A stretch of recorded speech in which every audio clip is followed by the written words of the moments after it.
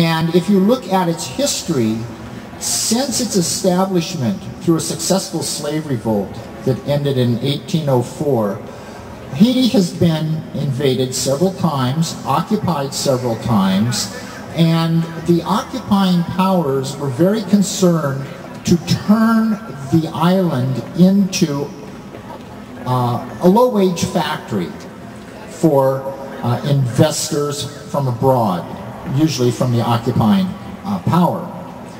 And to facilitate the creation of this low-wage workforce, what would happen is that rebellions would be put down, people would be killed, an infrastructure would be built to facilitate production and commerce, all on the profitable terms of the investors, and then a local elite class, often called by the economists a comprador class, a commercial and business-oriented ruling class, would be put in power, often trained in the foreign countries, and then its job would be to enforce the economic policies and the political regime that brought huge profits to outside investors.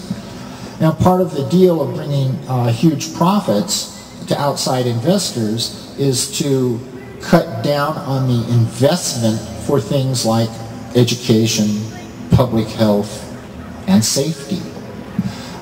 Because the people are really regarded as means to an end, the end being the accumulation of capital for the investors. And if there is a natural disaster and many are killed, well, they will be replaced. It's just not profitable to invest in their safety. And so that's the sketch. That's the outline of the historical model. Now, I've been told by the organizers of this event that I actually have 15 or 20 minutes, so I can't skip out of here on a sketch. So let me fill in some of the sketch with more details for you. The slave rebellion in Haiti in the 1790s was very much feared by the greatest power in the immediate area, the young United States. And the first president of the United States, George Washington, sent $726,000 in aid to the slave masters of Haiti to put down the rebellion. It was aid for weapons and ammunition. The aid was ultimately unsuccessful in preventing the overthrow of the master class, but then the United States responded by not recognizing Haiti diplomatically until the mid-1860s.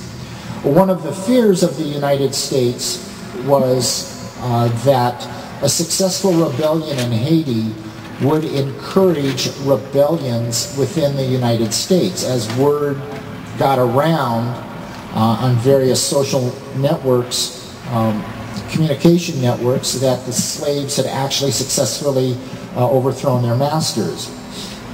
So the Haitians were pretty much embargoed and isolated by the United States in the first part of the first half of the 19th century. And I want to emphasize, this is not a psychological explanation. This is, you know, some people would say, oh, well, it was a black rebellion, and so this is white racism.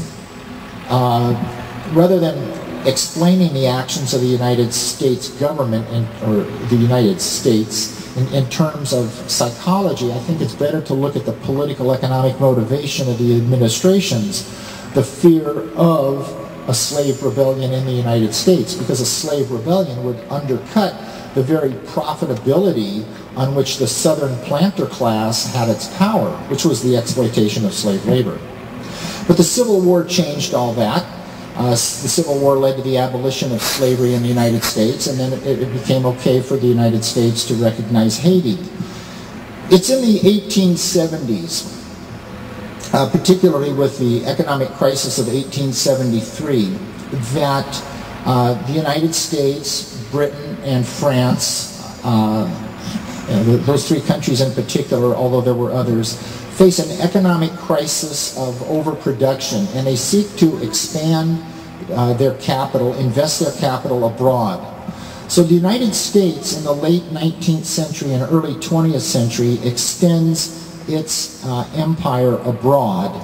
This is when the United States invades Haiti a number of times. It takes over Cuba and Puerto Rico and the Caribbean away from Spain, takes the Philippines away from Spain, out in the Pacific, out in Southeast Asia.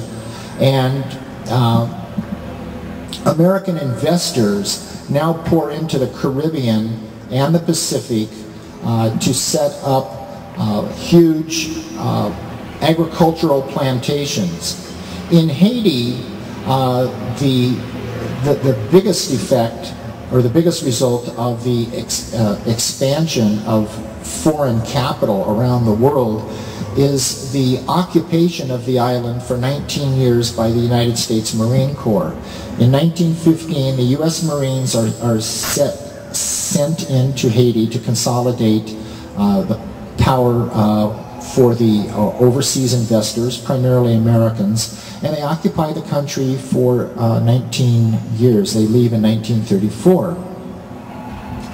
It's during this time that the Haitians rebel against the foreign occupation, and by the accounting of the U.S. Marine Corps itself, over 3,200, that's 3,250 Haitians are killed for resisting the occupation.